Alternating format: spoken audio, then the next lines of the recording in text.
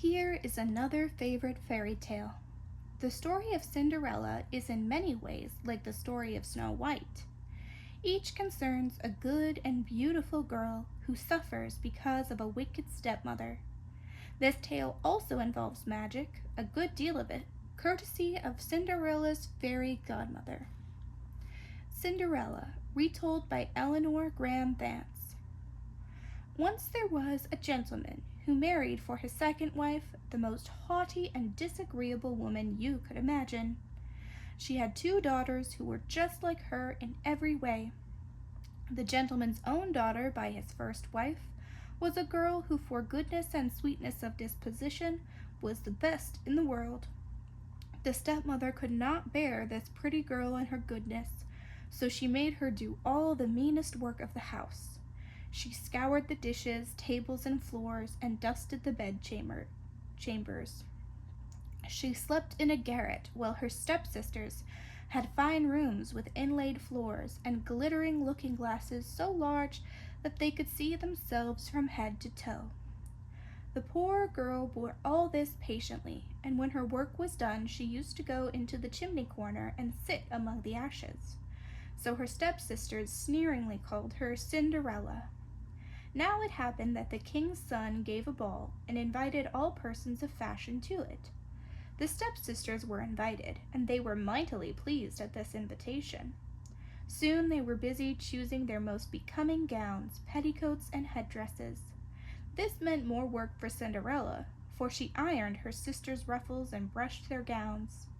"For my part," said the elder, "I will wear my red velvet suit." "And I," said the younger, "shall ornament my old skirt and my gold-flowered cloak with my diamond stomacher." Cinderella was called upon to dress their hair and apply their beauty patches, and she did it all perfectly. As she worked, they said to her, "Cinderella, would you not like to be going too?" Oh, how everyone would laugh to see a cinder maid at the prince's ball. Cinderella did not reply, but when they left for court, she followed them with her eyes as far as she could. When she lost sight of them, she went back to the chimney corner and there fell to crying. "What is the matter?" asked a soft voice. Cinderella looked up and saw her fairy godmother before her. But Cinderella could not speak for sobbing.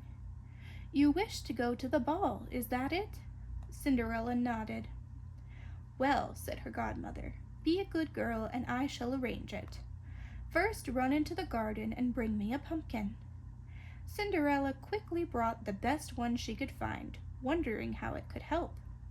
Her godmother scooped out all the inside, then struck it with her wand.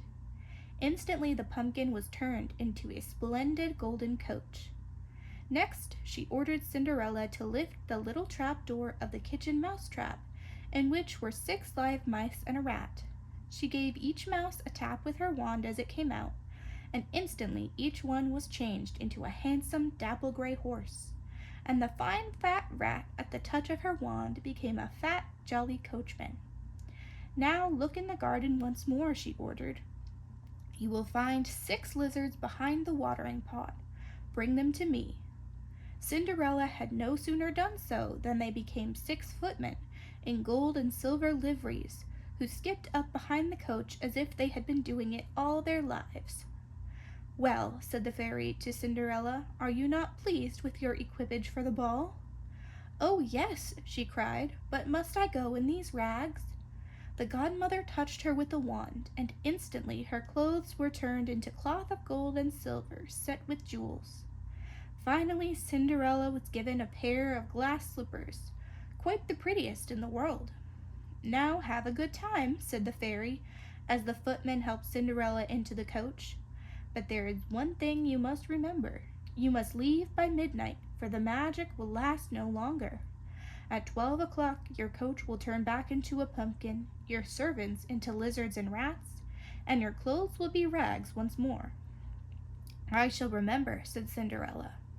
Then she drove away, scarcely able to contain herself for joy.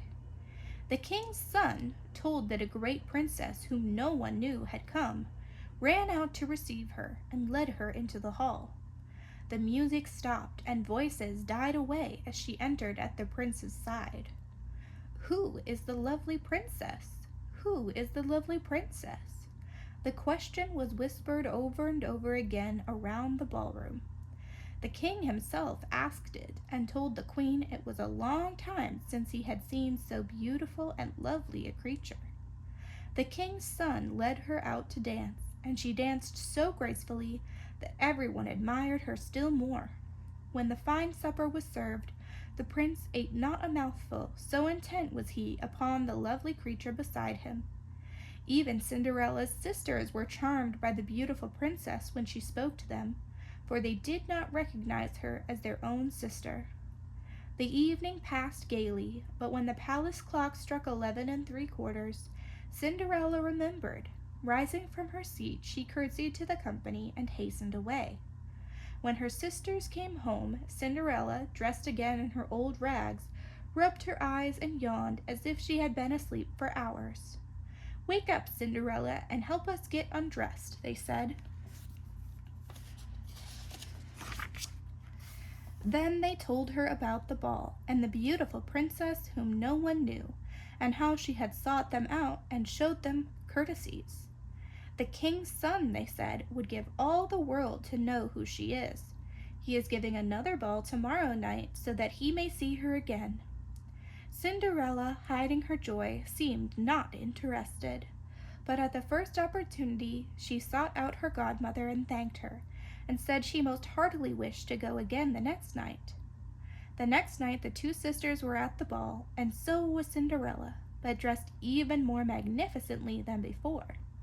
The king's son was always at her side, and she fell so deeply in love with him that she quite forgot about the time. When the palace clock began to strike, she thought it could be no more than 11, but she counted the strokes: 10, 11, 12. Away ran Cinderella, as nimble as a deer. The prince followed, but could not overtake her. On the palace steps, however, she lost one of her dainty little glass slippers, which the prince picked up most carefully. He asked the guards at the palace gate if they had seen a princess go out, but they said they had seen no one but a young girl, very poorly dressed.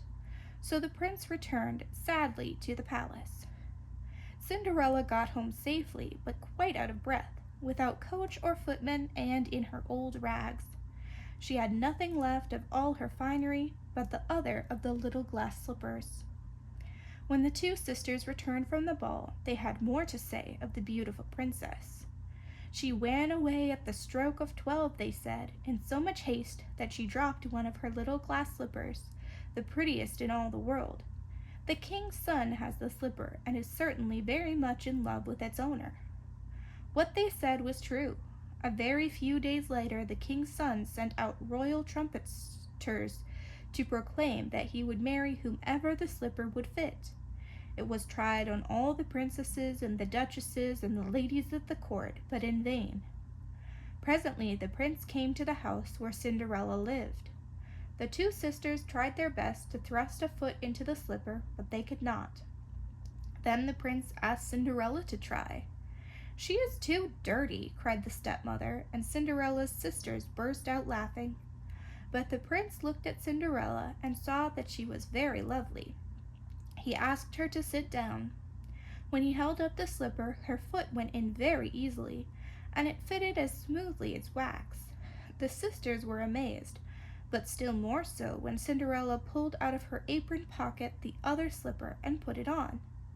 Then in came the fairy godmother, who touched with her wand Cinderella's clothes, making them richer and more magnificent than ever before. "Yes, you are my princess," cried the prince. "I beg of you, be my bride." Now her two sisters recognized her as the beautiful lady indeed. They hastily begged her pardon for their ill treatment of her. "Of course I forgive you," said Cinderella. Then the happy prince led Cinderella to his royal carriage, and away they went to the palace. A few days later they were married, and Cinderella, who was no less good than she was beautiful, forgave her stepsisters, and they all lived happily ever after.